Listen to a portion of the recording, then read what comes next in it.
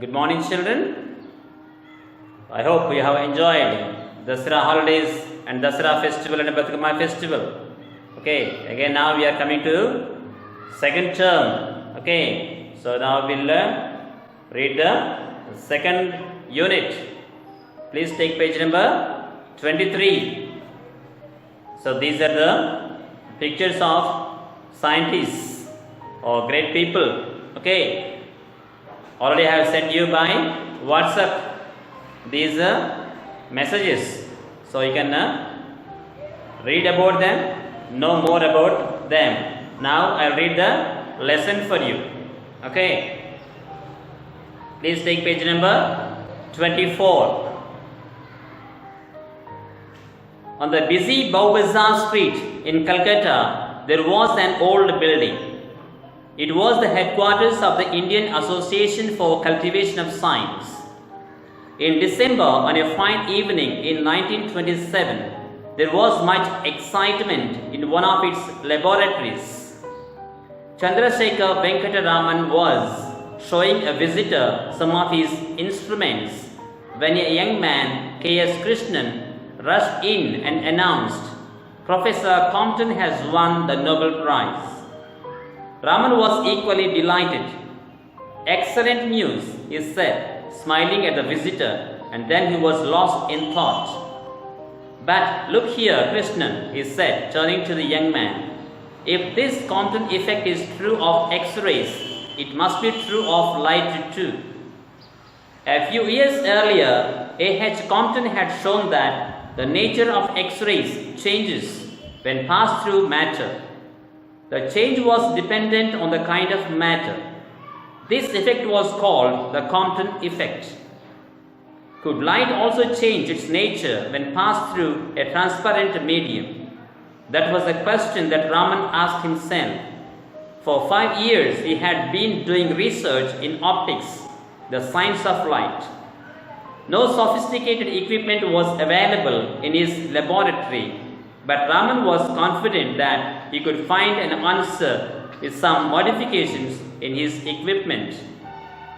4 months later, on March 16, 1928, Raman announced his discovery of new radiation, describing the behavior of a beam of light passing through a liquid chemical to an assembly of scientists at Bangalore, now called Bengaluru.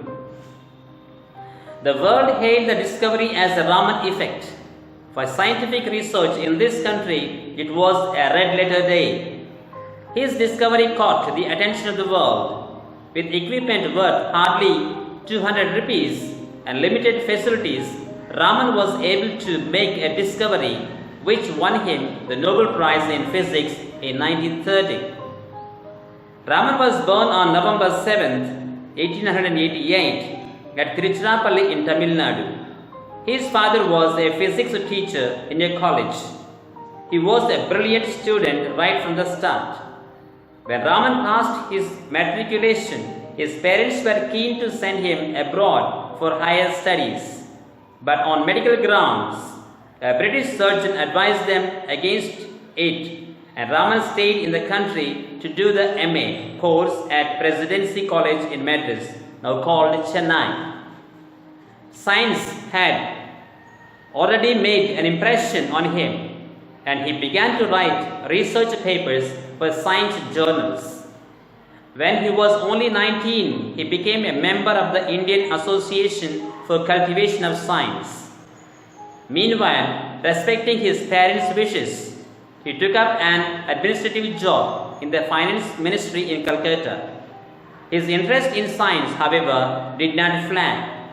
He used to spend his hours after office in the lab of the association, working throughout the night.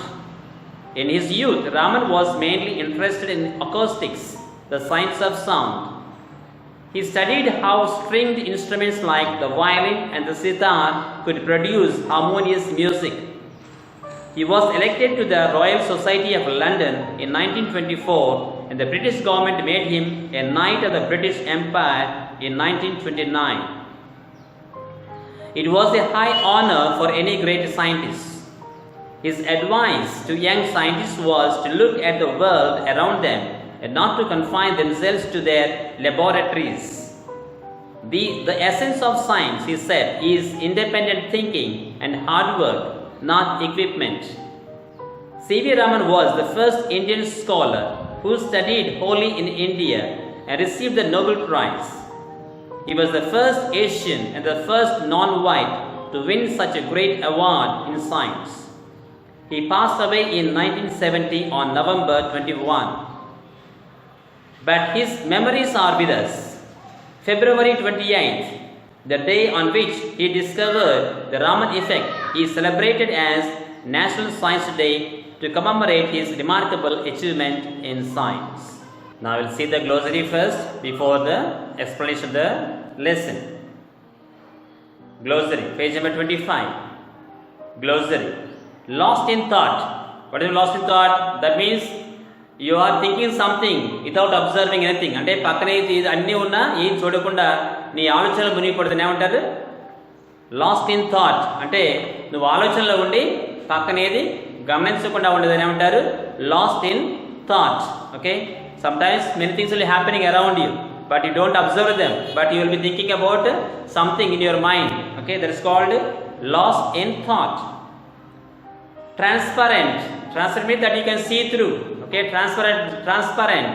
Okay, you can see. For example, glass is transparent. You will be this side of the glass, but you can see that side of the glass. That is called transparent, see through. Okay, sophisticated, advanced and capable. Sophisticated means what? Very difficult to understand. Very difficult to understand because there are many things involved in that. Okay, కష్టం అన్నమాట, అర్థం చేసుకోవడం చాలా కష్టం. Equipment, the things that are needed for a particular activity. Equipment means వస్తువులు, దానికి ఒక పని చేయడానికి అవసరమైన వస్తువులు ఏమంటారు? ఎక్విప్మెంట్. ఫర్ ఎగ్జాంపుల్ స్కూల్ అనుకోండి, ఎక్విప్మెంట్, బెంచెస్ కావాలి, బ్లాక్ బోర్డ్ కావాలి, డస్టర్ కావాలి, దీన్ని ఏమంటారు? ఎక్విప్మెంట్. ఓకే, మోడిఫికేషన్, చేంజ్, మార్పు చెందడం, మార్పు చేయడం. రెడ్ లెటర్ డే అంటే చాలా ముఖ్యమైన రోజు, ఇంపార్టెంట్ డే. సర్జన్ అంటే ఆపరేషన్ చేసే వాళ్ళని ఏమంటారు? మన డాక్టర్స్ ఉంటారు కదా, ఆపరేషన్ చేసే వాళ్ళని సర్జన్ అంటారు. అబ్రాడ్, అబ్రాడ్ అంటే వేరే దేశం, అబ్రాడ్ అంటే వేరే దేశం. ఫ్లాగ్, ఫ్లాగ్ అంటే తక్కువ కావడం, ఫ్లాగ్. నౌన్ ఫ్లాగ్ అయితేనే జెండా, కానీ verb, okay, action word is flag అంటే తక్కువ కావడం, తగ్గిపోవడం ఏదైనా సరే. స్ట్రింగ్ ఇన్స్ట్రుమెంట్, స్ట్రింగ్స్ అంటే తెలుసుగా మీకు, వైర్లు ఉంటాయి కదా, సితారా వాటికి వైర్లు, అవి అంటే వైర్లకి ఆ తీగలను ఏమంటారు? స్ట్రింగ్డ్ ఇన్స్ట్రుమెంట్స్ అవి. Harmonious, very pleasant. హార్మోనియస్ అంటే ఒకదాంతో ఒకటి మంచిగా వెళ్ళేదని ఏమంటారు? హార్మోనియస్. ఓకే, కలిసి వెళ్ళడం. ఉదాహరణకు మ్యూజిక్లో సరిగా పల్స్ అనుకోండి, అవన్నీ కలిసిపోతూ ఉంటాయి, కరెక్ట్గా పాడితే మంచి మ్యూజిక్ వస్తుంది, దాన్ని ఏమంటారు? హార్మోనియస్ అంటే వెరీ ప్లెజెంట్. నైట్, నైట్ అంటే ఒక బిరుదు ఇవ్వటం. అక్కడ బ్రిటిష్ వాళ్ళు నైట్ అంటే ఒక బిరుదు అనమాట, గొప్ప వ్యక్తిలాగా చూడడం అన్నమాట. కన్ఫైన్ అంటే ఒక దాంట్లో ఉండిపోవడం, ఒకే దాంట్లో ఒక రూమ్లో ఉండిపోవడం, కానీ అక్కడ ఉండిపోవడం, ఒక 4 గోడల మధ్య ఉంటారు కదా, దాన్ని ఏమంటారు? కన్ఫైన్ అని అంటారు అన్నమాట. Okay, now will go to the lesson now. Page number 24. On the busy Bow Bazaar street in Calcutta, there was an old building. So there was an old building in Calcutta. It was the headquarters of the Indian Association for Cultivation of Science. Headquarters అంటే main centre. Headquarters అంటే అర్థం ఏంటిది? Main centre of the office. Okay, A company కావచ్చు, ఏదైనా కావచ్చు, head quarters, main office. In December, on a fine evening in 1927, there was much excitement in one of its laboratories. Excitement means enthusiasm. చాలా ఆతృతగా ఉండడం అన్నమాట. Excitement అంటే ఆతృతగా ఉండటం. Chandrasekhar Venkatamana was showing a visitor some of his instruments when a young man, K.S. Krishnan, rushed in and announced, Professor Compton has won the Nobel Prize. So he is one scientist. H. Compton is a scientist. He found something about the X-rays. So this is called Compton effect. What is that? Raman was equally delighted. Delighted means happy. సంతోషించాడు. Delighted means very happy. Excellent news. Excellent means very good news, he said, smiling at the visitor. And then he was lost in thought. Lost in thought means ఆలోచన పడిపోయాడు అన్నమాట. ఆలోచనలో పక్కన వేది చూడకుండా వాటి గురించి పట్టించుకోకుండా ఆలోచించడం ఏమంటారు? Lost in thought. But look here, Krishnan, he said, turning to the young man.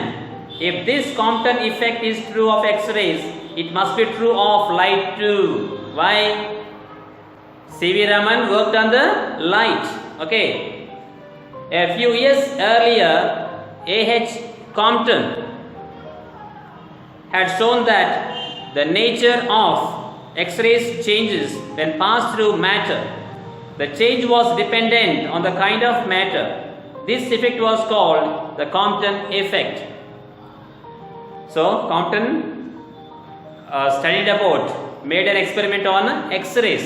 So, that is about X-rays. He spoke about that.